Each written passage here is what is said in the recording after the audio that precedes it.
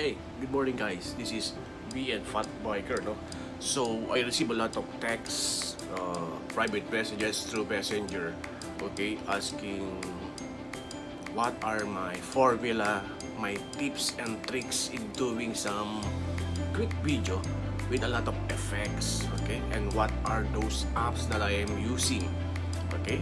So, that's why I created this quick video tutorial, okay, so that everybody can learn from it even a little bit, and sharing what are those apps and how I edit my video, and hope you will like it. Okay? Okay guys, let's start. So this is very easy, very quick. So first we need to download my favorite apps, the Viva Video Pro or Viva Video apps. You can download it from your Google App Store or Apple, okay, Apple Store, okay. So as you can see, I'm here. So we're browsing that Viva Video Pro. So once you download it, open it, okay, and then click any video what you want. Let's say I have a sample of 30 seconds video clips here, okay, as you can see. Okay, first you need to check if you want to add more video, second video, third video, then for example like this, and then we select, just add by clicking that X sign, okay. But for now we don't need it, so let's concentrate on the 30-second one video for the purpose of this tutorial of video editing using Viva Video Pro. So first is you need to select the what canvas size. Of course, the usual thing is using the format of YouTube. As you can see, we click it. That's under canvas menu, okay. And then while checking on that one, so you can select is the video needs some filter, adjust the brightness, so you can see there, okay, on that particular menu. Okay, adjust the brightness, contrast, okay, until you set what you want, what video quality you want. Once you got it, then try to click it, okay. So just like what you are seeing now. So if everything is okay with your quality of your video, okay, just click the check orange mark and then it's okay. So that's the first thing that you should do, okay, canvas or the frame size. Next is as you can see here is,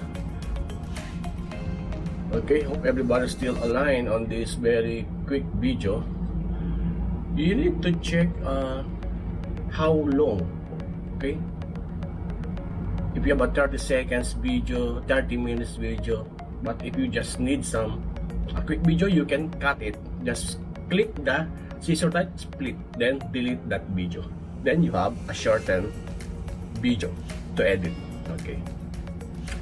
Then the next thing that you need to do is to put some introduction, okay, some lettering, the name of your channel. If you want to put some any notes, any letterings, okay, any messages, okay, just click that one. As you can see, okay, as an example, so I put VNfatBIKER Studio, then you can adjust the setting as simple as that one.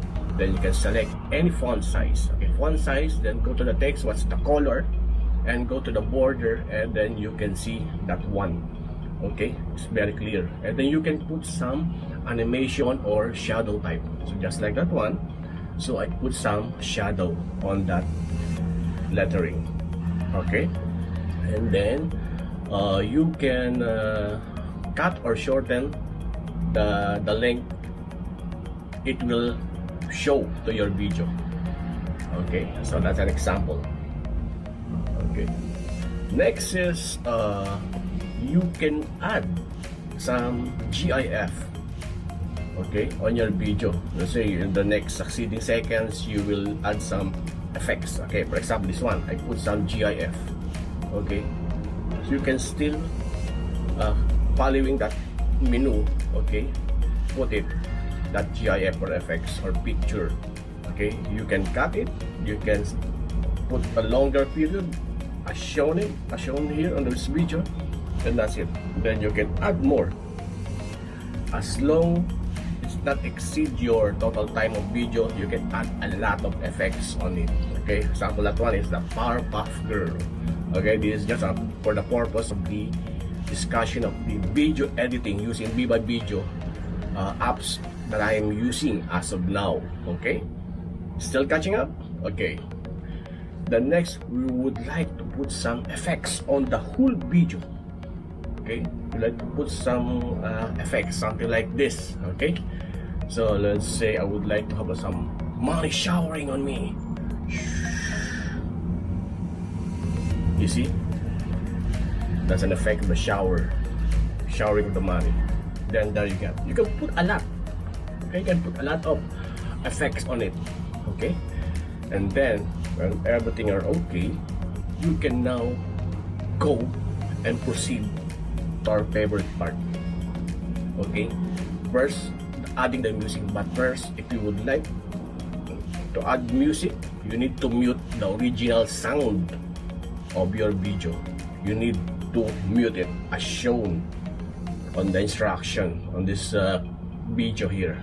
Okay, then once you mute that one, then go to the music menu, click, and then on this Viva Video Pro, there are a lot of videos or music here that are no copyrights. Okay, this is the good thing here. So as you can see here, I'm editing and adding some sounds, and from the sounds you can do some fade in, fade out to make some good entry and outro of the video that you would like to add in your video, okay, that you are editing.